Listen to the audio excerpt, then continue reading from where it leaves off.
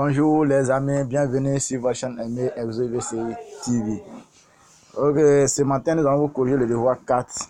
Voilà, on va aller très rapidement. Voilà, nous sommes ici. Voilà, on vous demande de générer à travers la balise XSL ou PICT méthode HTML le tableau des artistes et des titres de musique et de ces articles comme représenté dans le tableau ci-dessous. Vous devez trouver les fichiers. Donc ici, c'est très simple. On a un tableau, titre, artiste, et puis dans titre, on a des informations. Dans artiste, on a des informations. Donc, on va se servir de ces informations pour remplir ce qui suit. Donc, quand vous regardez ici, vous voyez ici, ils ont donné le code DTD. Ici, ils ont donné Element Compilation. Ici, MP3+, c'est-à-dire qu'on a plusieurs MP3. C'est-à-dire qu'on peut avoir un ou plusieurs MP3. Ici, ils ont donné les types. MP3, il contient la balise titre, artiste. Maintenant, le type de la balise titre, c'est texte. Donc, on a mis jazz, PC Data, il dit ça dans l'autre vidéo. Pareil aussi pour artiste, le type d'artiste, c'est PC Data. Donc, c'est ça nous donne un service pour remplir. Donc, on regarde, on a toujours dit que c'est l'élément mère qui contient les autres éléments qui est toujours au début. Donc, ici, on a vu compiler au début. Donc, ce qui veut dire que ici, c'est compiler tout ce qui sera notre balise mère. Ici, notre balise mère. Et puis, quand tu commences avec la balise mère, tu viens fermer la balise mère en même temps. Ici. Donc, nous, on a fermé ça en même temps. Donc, après ça, quel est l'élément qui suit? Il dit c'est par autre. Ici, après l'élément, on a l'élément MP3. Et c'est l'élément MP3, c'est comme c'est nos balises en fait.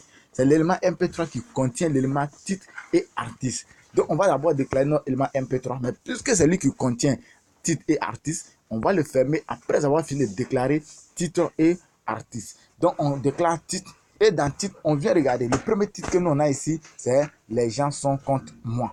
Ça, c'est le premier titre. Les gens sont contre moi. Donc, ici, on met titre, les gens sont contre moi. Après le titre, on met artiste. Puis on remplit d'abord pas à pas. On met artiste. Et c'est MP3. On prend un cas d'MP3, on le traite, on prend encore autre cas d'MP3. Dans ce cas d'MP3, on a le titre et l'artiste. Et ici, l'artiste c'est DJ Arafat. On ferme les balises et on fait maintenant la balise MP3 ici. Parce qu'on a fini sur MP3. Maintenant, puisqu'il y a autre artiste encore du nom de DJ Chef Beno, on doit l'enregistrer encore. On ouvre encore une balise MP3 encore qui va contenir encore titre et artiste. Et ici, le titre, on a vu ici, j'aime Demi. Donc ici, le titre, c'est J'aime Demi.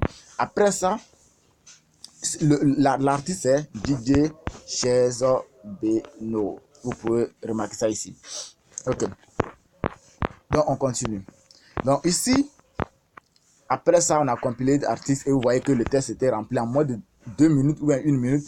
Vous avez fini de remplir cela, mais il fallait comprendre. Ok, fallait comprendre ce code-là avant de commencer à remplir. Une fois que tu as compris cela, c'est fini. Et puis, il faut savoir que aussi, ce sont des informations aussi qui provenaient de ce tableau-là. Ok. On vient maintenant à la question qui suit. Ici, on dit de remplir le code HTML. Ici, côté HTML, il va réexpliquer parce que vous n'êtes plus nouveau. Vous connaissez déjà tout ce qui se passe en HTML, les tableaux et autres, c'est des choses que vous connaissez. Donc, ce sont des choses que tout le monde peut remplir. Les TR, les TD, les H1, les H2, là, il n'y a pas de problème. Où je vais commencer mon explication, c'est au niveau d'ici. C'est-à-dire que c'est à partir d'ici, je vais expliquer.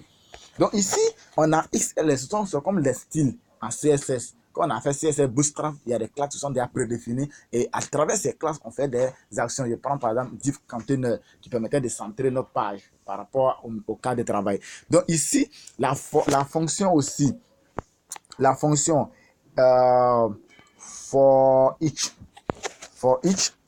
quelle est sa fonction, qu'est-ce qu'elle est sa particularité? C'est qu'il nous permet d'aller dans une balise quelconque et aller chercher des éléments et non les valeurs de ces éléments. Je précise, il s'agit de chercher les éléments dans la balise. Je m'explique. Quand on regarde ici, dans notre balise compilation, on a MP3 et c'est dans MP3 on a titre et c'est titre dont on a une valeur. Donc qu'est-ce que la balise for each fait? Il va nous dire rentre dans la balise complete. Tu rentres encore dans MP3, va me chercher des éléments. Lui, c'est sa fonction.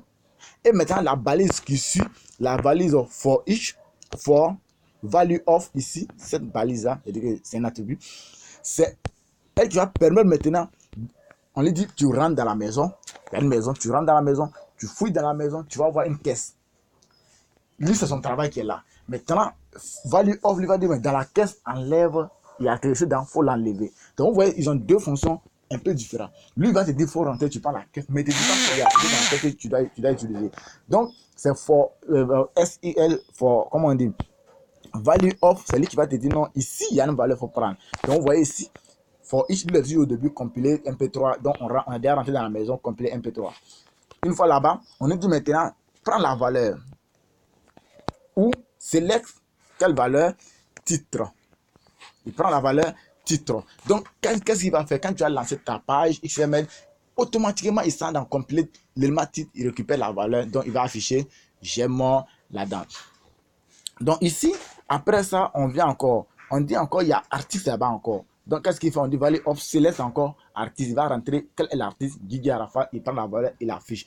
Et quand on a fini, on ferme maintenant cela. On ferme ici avec X for each. Mais nous, c'était une erreur. La personne a mis value off. On ne ferme pas value off. On avait déjà fermé. Value, si vous avez remarqué ici, value off a été déjà fermé ici. C'est for each qui n'était pas fermé. C'est for each on devrait fermer. Donc voici un peu comment ça se passe. Donc c'était la correction de cette vidéo, de ce devoir-là. Bon, pour une personne qui n'a pas compris, vous pouvez toujours nous donner vos préoccupations et ensemble on va voir comment s'aider pour pouvoir réussir. Ok, merci.